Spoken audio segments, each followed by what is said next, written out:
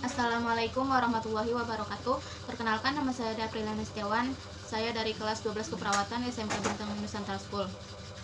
Di sini saya akan mempresentasikan bab 8 dari pelajaran PAI, yaitu saya akan menjelaskan bab 8 PAI, yaitu meraih berkah dengan mewaris.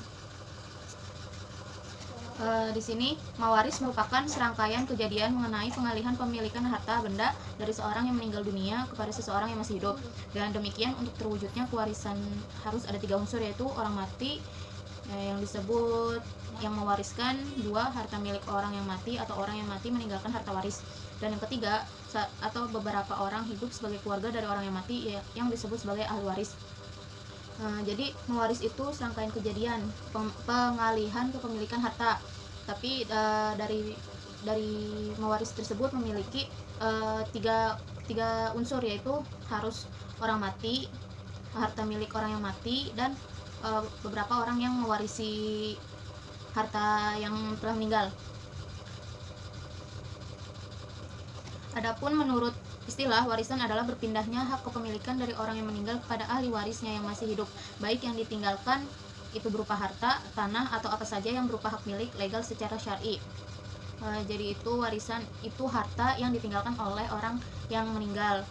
Contohnya misalkan kayak bapak ibunya telah meninggal, kemudian memiliki harta waris. Nah, yang boleh dibagi harta warisannya itu anaknya, jika tidak mempunyai anak itu keluarganya atau saudara-saudaranya.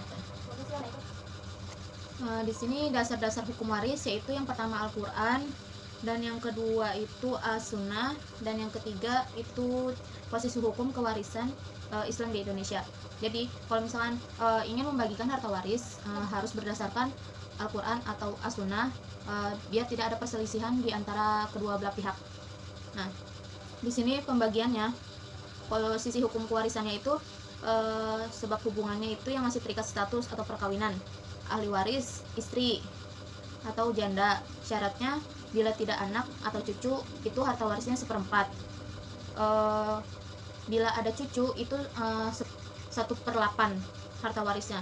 Jika suami atau duda, bila tidak ada anak atau cucu itu setengah. Bila ada anak cucu itu 1/4. Anak perempuan sendirian tidak ada anak dan cucu lain itu setengah. 2 anak perempuan tidak ada anak atau cucu laki-laki itu 2/3. Sedangkan anak laki-laki itu misalkan syaratnya sendirian atau bersama anak atau cucu lain laki-laki atau perempuan, keterangan anak laki-laki 2 kali lipat dari anak perempuan. Jadi porsi dari anak perempuan itu lebih kecil dibandingkan untuk anak laki-laki. Kemudian ahli warisnya ayah kandung, bila tidak ada anak atau cucu itu 1/3, bila ada anak atau cucu itu 1/6. Kemudian ibu kandung, bila tidak ada anak, 2 saudara atau lebih atau ayah kandung itu 1/3. Bila ada anak cucu, tidak ada 2 saudara atau lebih, tidak ada ayah kandung itu 1/6. Bila tidak ada anak cucu 2 atau lebih saudara perempuan tetapi ada ayah kandung itu 1/3 dari sisa setelah diambil istri atau janda atau suami atau dudanya. Kemudian saudara laki-laki atau perempuan seibu sendirian, tidak ada anak cucu ayah kandung itu 1/6. 2 orang atau lebih tidak ada anak cucu atau ayah kandung itu 1/3. Kemudian saudara perempuan sekandung atau seayah, syaratnya itu sendirian, tidak ada anak cucu ayah kandung itu setengah harta warisnya. Saudara laki-laki sekandung atau seayah, syaratnya sendirian atau bersama saudara lain, tidak ada anak cucu ayah kandung itu asabah setelah dibagi pembagian lain. Cucu atau keponakan syaratnya menggantikan kedudukan orang tuanya yang menjadi ahli waris. Persyaratan berlaku sesuai dengan kedudukan ahli waris yang diganti. Harta warisnya itu sesuai yang diganti dudukannya dengan ahli waris. Kemudian ketentuan mewaris dalam Islam.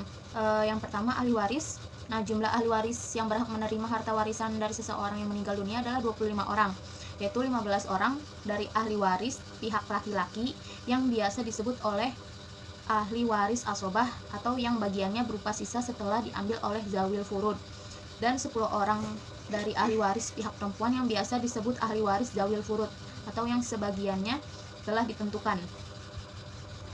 Di sini syarat-syarat mendapatkan warisan yaitu pertama, tidak adanya salah satu penghalang dari penghalang untuk mendapatkan warisan. Kedua, kematian orang yang diwarisi walaupun kematian tersebut berdasarkan vonis pengadilan. Misalnya hakim memutuskan bahwa orang yang hilang itu dianggap telah meninggal dunia. Dan yang ketiga, ahli waris hidup pada saat orang yang memberi warisan meninggal dunia.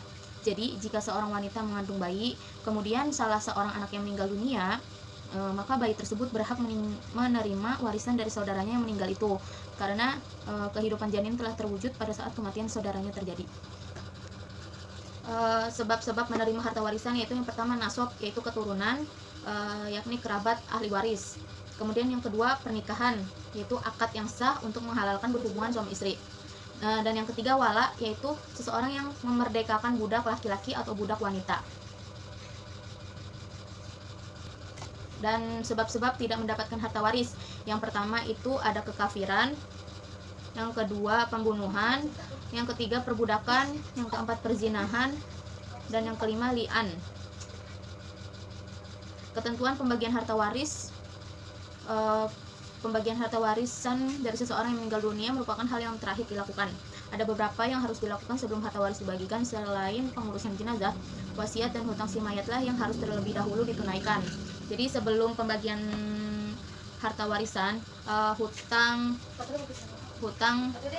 apapun, wasiat apapun yang ditinggalkan oleh si mayit harus dikerjakan dahulu, diselesaikan dahulu. Baik, kemudian mempraktikkan pelaksanaan pembagian waris dalam Islam. Yang pertama, seseorang meninggal dunia. Kedua, perhitungan dengan menggunakan aul. Dan yang ketiga, perhitungan dengan menggunakan rad. Kemudian manfaat hukum waris Islam yaitu terciptanya ketentraman hidup dan suasana keluarga yang harmonis. Dua, menciptakan keadilan dan mencegah konflik pertikaian.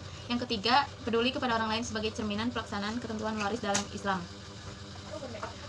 Dari saya kurang lebihnya mohon maaf. Wassalamualaikum warahmatullahi wabarakatuh. Waalaikumsalam.